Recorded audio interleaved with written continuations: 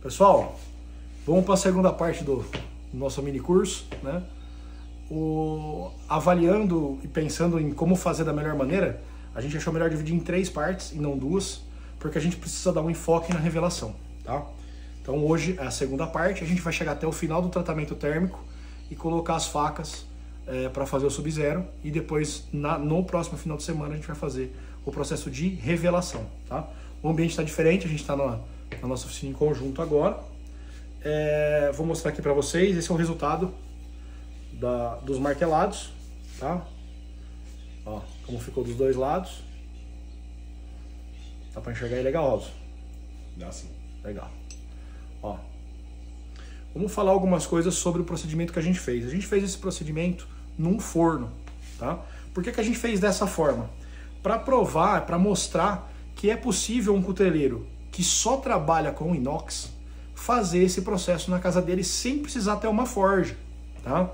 Porém, assim, eu confesso para vocês que eu já tinha feito algumas poucas coisas, mas eu não tinha chegado a fazer um martelado completo no forno. É um pouco mais desafiador, tá? Vamos falar um pouco de como seria fazer isso na forja. É importante a gente frisar isso, porque quem tem é muito mais rápido, tá? Como que eu faço na forja? Eu pego a bico de pato, tá? Eu já deixo ela ajustada para a espessura da barra, prendo o bico de pato aqui e travo a tenaz, tá? Ou seja, a tenaz não vai soltar da faca. E aí a gente põe e tira, né, usando a tenaz lá de dentro. Por quê? Porque a forja normalmente já tem aquele extensor com o suportinho, né? Então a tenaz vai ficar encostada ali. E aí, gente, o processo que no vídeo pareceu relativamente rápido, no forno, pra gente chegar nesse resultado aqui, que não foi um resultado tão bom, tá? A gente levou aí, acho que 1h30, tá? Na forja, a gente faria isso em um resultado melhor que esse em 1/3 do tempo, tá? Em 30 minutos, a gente teria um resultado mais legal que esse aqui. Outra coisa importante, né? Naquele vídeo que eu mostrei pra vocês, eu usei um martelo, que esse martelo ficou de presente para um aluno meu, que eu fui olhar no meu histórico para analisar, era um martelo de 700 gramas, tá? O martelo que eu fiz no vídeo que eu usei é de 300. Então, para a gente conseguir um efeito da moeda maior, né, da pancada maior, eu aconselho que vocês usem um martelo, se for fazer manual, um martelo maior, tá? Então vamos lá. Agora a gente vai mostrar como fazer o desenho para aproveitar melhor as pancadas, né? E em seguida a gente vai seguindo o curso. Vamos começar.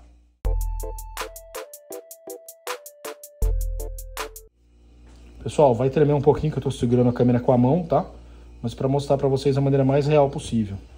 Aqui, ó, a gente tem uma pegadinha da esmerilhadeira. É importante a gente lembrar disso quando for fazer o shape, tá? E ó, dá um detalhe melhor nas pancadas, tá? Eu aconselho fortemente, tá? Que vocês aumentem a quantidade de pancadas. Esse aqui é o padrão nuvem, tá? São pancadas menores.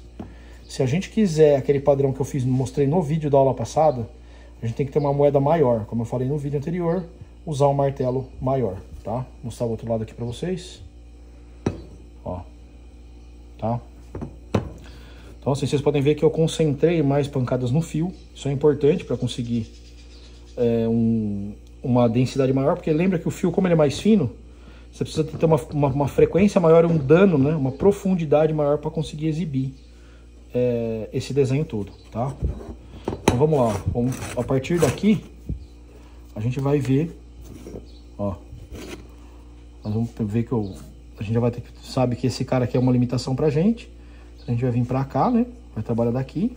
Então, isso aqui, a partir daqui é ricaço e fio, e aqui é espiga, tá? Então, a partir daqui a gente vai decidir o fio da faca, partindo da maior frequência de pancada, lembrando sempre dos dois lados, tá? Vou transferir aqui, ó, pra gente pegar o outro lado, ó. Fazer um risquinho aqui em cima. Tá aqui, ó. Então, a faca começa aqui, ó. Aí chegando aqui, vamos fazer o fio. Desculpa a tremedeira aqui, eu vou desenhar o fio e mostro pra vocês. Pessoal, a gente desenhou uma drop point aqui, só pra ter uma noção de como vai ser, tá? Agora a gente vai desbastar os perfis. E aí nós vamos falar da questão de algumas possibilidades de revelação aqui, usando as pancadas e não usando as pancadas. Marteladas, no caso, né? Ó, pessoal, nem sempre a realidade sai igual ao desenho, né? Até porque o Berardão, né? Meu professor me ensinou a fazer sem o desenho mesmo, né? Pra ir pegando prática na máquina. Então, não tá exatamente igual ao desenho. Mas a gente chegou num shape aqui, tá? Existem algumas abordagens para se fazer uma faca de damasco inox. Então, quando a gente vai fazer guia de lima, tá? A gente obrigatoriamente precisa fazê-lo antes da têmpera, depois é impossível. Mesmo com aquela cor inox da JP, ainda é muito difícil fazer um trabalho que funcione, assim, que a lima consiga fazer um desbaste reto, tá? Então, como essa faca tem ricaço, a gente vai fazer o ajuste no guia de lima aqui, vai fazer um furo aqui. É importante fazer esse furo sempre, tá, gente? Às vezes a gente vai resolver alguma coisa após têmpera e aí a gente não tem mais a oportunidade de furar. Então façam antes, tá? Deixa ela furadinha, não custa nada e pode te ajudar no futuro, tá?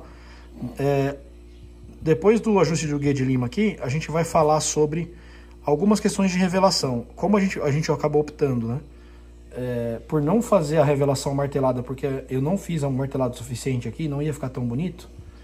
A gente vai fazer uma revelação normal, porém eu vou explicar como fazer a revelação martelada, tá? Muda bastante. A maior mudança é que para martelada a gente vai temperar sem foil, tá? E nesse caso aqui a gente vai temperar com foil, juntamente com a faca irmã dela, que a gente fez sem forjamento, tá? Então a gente vai aprender a montar o foil aqui no curso também, né? Depois do guia de lima a gente vai fazer a montagem do foil e eu vou explicar algumas dicas sobre isso também. Vamos lá. Pessoal, tá feito o guia de lima. Deixei de propósito aqui, tá? Pra gente poder mostrar pra vocês como deixar isso aqui bonitinho. A gente vai remover isso, vou mostrar como fazer.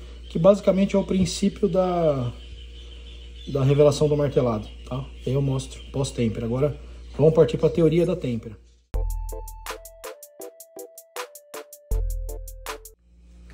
Pessoal, vocês já viram os shapes ali, né?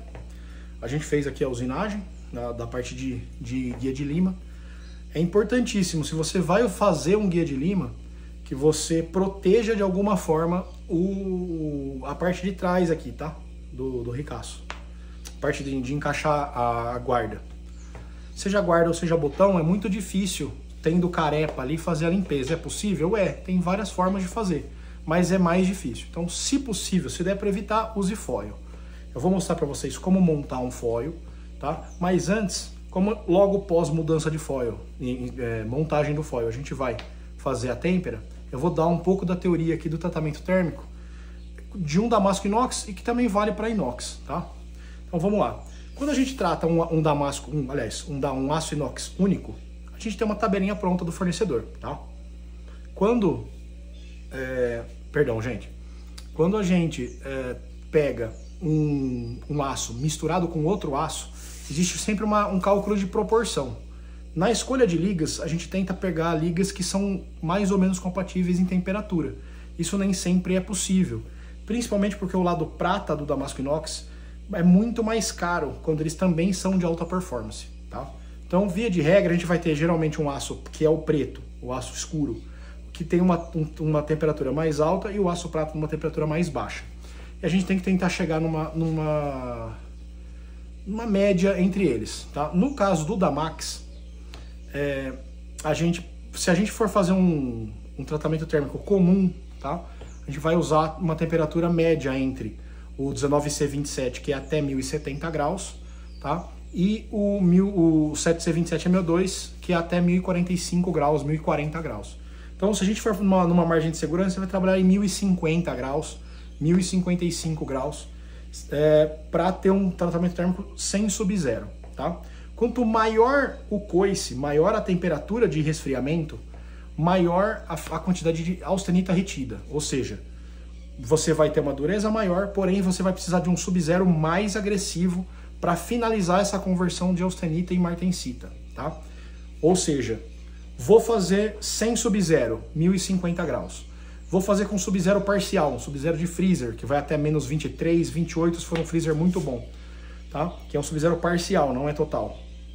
Aí a gente vai colocar aí 1065 a 1070, tá? Não, eu tenho um Sub-Zero com gelo seco ou etanol, por exemplo, para ajudar na condução térmica, ou direto, se você tiver bastante, você pode colocar numa geladeirinha e deixar sublimando lá, tá? Ou eu tenho nitrogênio líquido. Aí você pode dar uma temperatura maior, você vai ter um ganho de dureza, tá? E esse Sub-Zero mais agressivo vai fazer com que você consiga converter essas austenitas e tenha um aço ainda com bastante performance e mais dureza.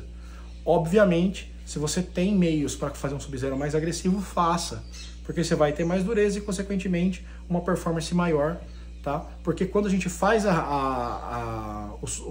o revenimento e essa dureza baixa, ela também vai trazer um pouco mais de tenacidade, tá? Então, é possível fazer um gelo seco ou um Sub-Zero com nitrogênio? Faça. Não é minha recomendação pessoal. Faça no freezer da sua casa. Menos 20 e poucos graus é algo razoável. A partir de menos 5, você já consegue causar uma conversão parcial de austenita, tá? Para martensita. E quem está falando isso não sou eu. É o Larry, que é o maior especialista do mundo em aços para lâminas, tá? Ele fez vários testes, né? E ele que chegou a essa conclusão. Outra coisa importante. Qual é a janela de tempo para eu começar um Sub-Zero? Acabou a têmpera, lava, deixa ela pegar a temperatura ambiente, lava as lâminas e leva para o seu freezer ou leva para o meio de resfriamento Sub-Zero que você vai usar. Não deixa para o outro dia, tá? Sim, existem testes que atestam que horas depois o efeito é reduzido e dias depois ele praticamente não causa mais efeito no aço. Então é importante que seja logo em seguida. Não existe eu já ouvi histórias aqui no Brasil que o cara vai pegar a lâmina, mandar por correio para o cara fazer. Não esquece. Não dá para ser assim, tá, gente? Então, não tem outro meio? Usa o freezer. Não deixa de fazer. O freezer vai fazer diferença pro seu aço e vai te dar essa janelinha de 1050 para 1070. Você vai ter um ganho aí de 2 HRC, talvez até um pouquinho mais. Vale muito a pena. Então, a teoria está mais ou menos aqui. A gente depois vai falar mais sobre isso. Vamos partir para a montagem do foil para começar a botá-las para têmpera.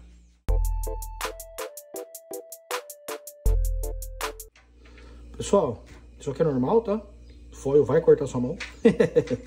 Ó, a gente pegou um pedaço de foil que tava aqui, tá? Um pouquinho maior do que precisa. Como a gente vai fazer essa montagem para um forno vertical, a gente tem que ter uma sobra maior para poder fazer o encaixe do cabide. Vocês vão entender na montagem aqui, tá? Então eu vou explicar a teoria aqui. A gente vai fazer uma dobra, tá? Dá para cortar no meio e fazer metade? Dá, tá? Mas, como esse pedaço já está aqui, a gente vai usar ele dobrando inteiro. Então, a gente vai fazer uma dobra. Depois que dobrou lá, a gente vai fazer 2 dobras lá, naquele sentido. 1, 2. Depois, 1, 2. Se a faca for muito grossa, 3. Se não, 2 aqui tá bom. E depois 2 aqui, tá? Aqui, depois de 2, tem que ter uma sobra para a gente poder fazer o encaixe do cabide, tá? Eu vi algumas montagens de foil aqui que o foil fica parcialmente aberto, isso não existe, tá? Eu vou mostrar pra vocês como montar certinho pra ficar bem legal, tá? Então vamos lá. O Robson vai filmar pra mim, a gente vai filmar fase a fase aqui, tá? Então a primeira fase é de cortar, poderia ter sido um pouquinho menor, tá? Mas não muito menor que isso, tá? Aqui mais ou menos, ó, tá? Tem que ter uma sobra aqui de um palminho fechado e aqui um pouco menos, de uns 4 dedos, pra fazer as dobras com folga. Não economiza nessa fase, porque se você errar aqui, todo o resto do seu trabalho vai ser perdido. Ou parcialmente perdido, né? Vai ficar com um pouco de carepa. Então trata isso com zelo, porque o foil faz diferença no seu processo. Vamos começar. Ó, pessoal, vamos começar a formar um envelope, tá? A gente vai dobrar ela no meio.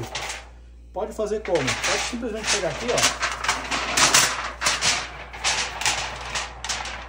Pode usar uma régua para ajudar a dobra aqui, ó, tá? Ou pode ir com a mão mesmo. O importante aqui é a gente chegar e encostar os dois aqui, ó, tá? Encostou, firma aqui, ó. Tá? Pegou o martelinho, ó. O que pode ser esse martelo? Pode ser borracha, pode ser madeira. Só não usa de aço para não machucar, tá? Ó, eu recomendo passar assim, ó, em tudo, tá? Aí com o lado mais redondinho, a gente vem martelando, tá? Então, ó, beleza. Montamos a primeira parte. Tá bem vincado. Agora, nós vamos fazer a primeira dobra aqui, tá? Eu vou usar o auxílio da régua aqui, ó. Como a gente tem bastante largura em relação ao tamanho da faca, a gente não precisa fazer uma dobra muito fininha. Podemos fazer uma dobra mais grossa, tá? Se tivesse um pouquinho mais apertado, a gente faria uma dobra mais fina.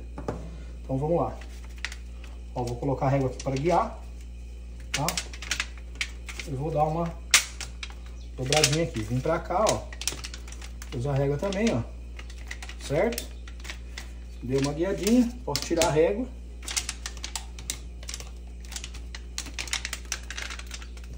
Tá? Mesma coisa, ó.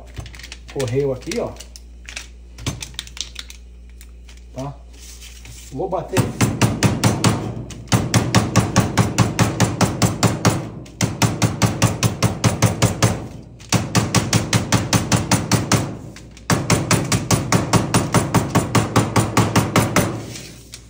Certo? Primeira dobra finalizada. Agora vamos começar a segunda dobra. No mesmo lugar. Sempre vão ser dobras consecutivas. A gente nunca vai dobrar um aqui, um lá, um aqui, um lá. Tá? Então vamos lá. Dobrou de novo. A segunda não precisa, que a primeira vai guiar. Tá? Então, ó. Dobrou o segundo. Mesma coisa, ó. Vai aqui. Apertou aqui.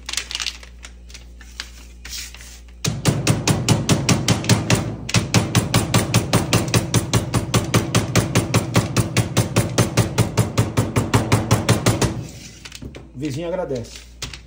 Agora, pessoal, a gente vai fazer a primeira dobra na parte de baixo. A faca é fina, então 2 dobras vão ser suficientes, tá?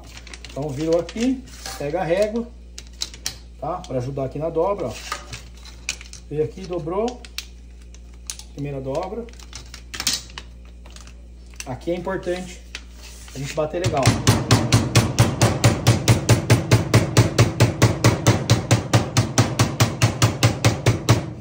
Segunda dobra.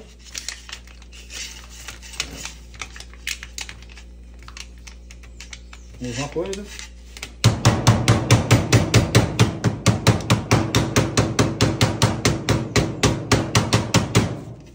Beleza? Esse é o início do foil, tá? Do jeito que ele tá aqui, a gente vai colocar uma faca. Poderia ser essa, vocês podem ver que vai sobrar tamanho, tá? Vou colocar essa aqui para aproveitar melhor o material. Então, ó, pra colocar, gente, cuidado, porque pra cortar a mão aqui é 1 minuto, tá? Então usa a própria ponta da faca pra encontrar a entrada aqui, ó. Se ela colaborar, aí. Outra coisa importante, ela vai entrar assim ou vai entrar ao contrário? Ao contrário, tá, gente? Porque como ela vai descer e deslizando, ela pode furar lá embaixo. Então começa sempre descendo com a espiga, tá? Ó. Tá aqui a espiga já, ó. Então a gente sabe que a faca tá aqui. Nós temos uma boa margem de material aqui para fazer o suporte do cabide. Então, próxima parte, parte de cima. Se aqui fosse um foil para um forno horizontal, a gente poderia tirar bastante material daqui, fazer 2 dobras aqui e pôr no forno. Como a gente vai ter, como é um forno vertical, a gente tem que ter uma área para o suporte do cabide, tá? Eu fiz vários testes, vou mostrar para vocês como funcionou melhor para mim, tá? Então, primeira voltinha aqui, tá? Pode usar régua, veja, ó.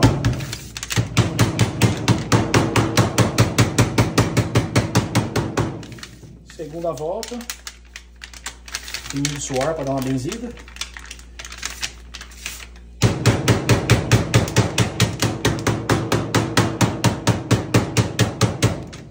Agora, vamos pegar o cabide aqui. Pessoal, ó, você deu uma ideia muito interessante aqui, que é fazer o cabide, né? Não é todo mundo que tem o cabide pronto em casa.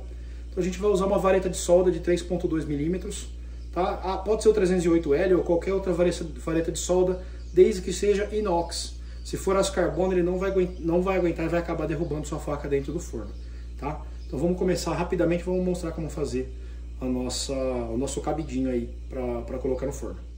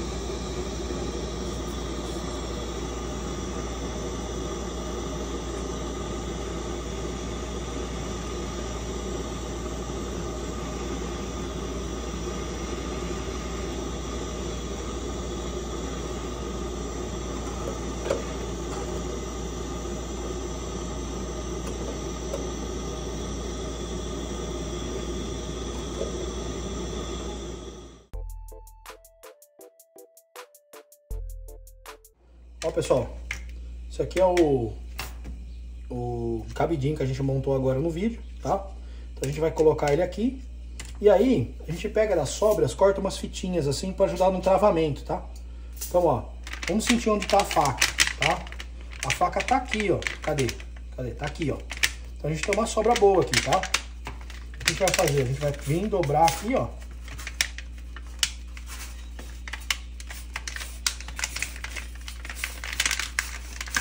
Por cima, tá?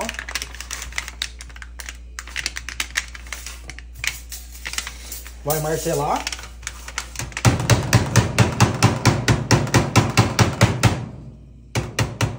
Martela de quina, ó.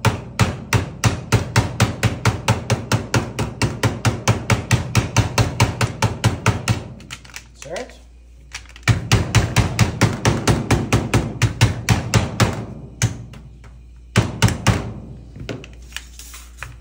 Agora, vai vir passando aqui, ó.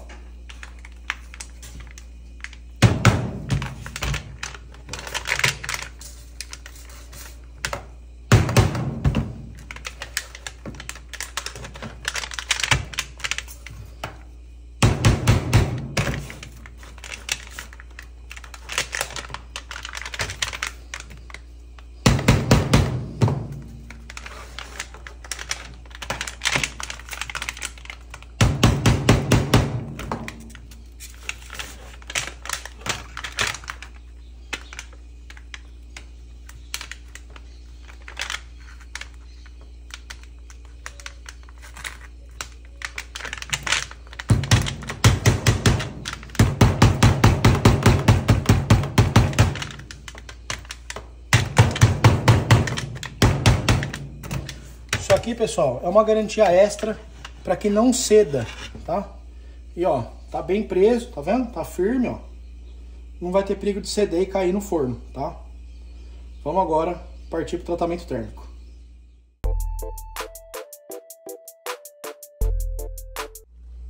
Ó, pessoal, forno vertical da Audi, tá? 820 graus. Se a gente fosse fazer a 1050, a gente trabalharia com 810 graus, tá? Se a gente fosse fazer a 1090, a gente trabalharia com 850 graus por aí. Então aqui a gente pode trabalhar 830, 820, tá? Para fazer a temperatura 1070 graus, porque a gente vai fazer o sub-zero parcial no freezer, tá? Então agora eu vou colocar a lâmina lá e vou aguardar o tempo de encharque. No caso do Damax, que tem 3,3 centímetros, a gente vai dar um tempo de encharque de algo em torno aí de 10 a 12 minutos, tá? Então a gente vai colocar lá, vai aguardar o tempo de 12 minutos depois que a temperatura estabilizar, vai subir para 1070 esperar novamente esses 12 minutos aí.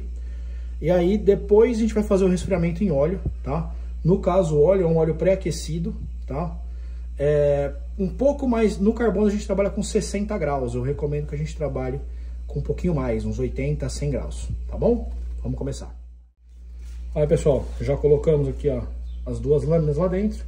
Vamos aguardar o tempo e fazer o resfriamento. Daqui a pouco eu vou mostrar para vocês o resultado das duas peças já temperadas antes de ir pro Sub-Zero. Ó, pessoal, deu tempo de encharque. Agora a gente subiu a temperatura, vai esperar estabilizar e dar o segundo encharque. Ó, pessoal, a gente optou por fazer a tempera em óleo, tá? Então é assim que ela sai do óleo, tá? Ao contrário do carbono, a gente tempera a espiga, né? Então, vamos ver como ficou aqui. Não é muito fácil de abrir.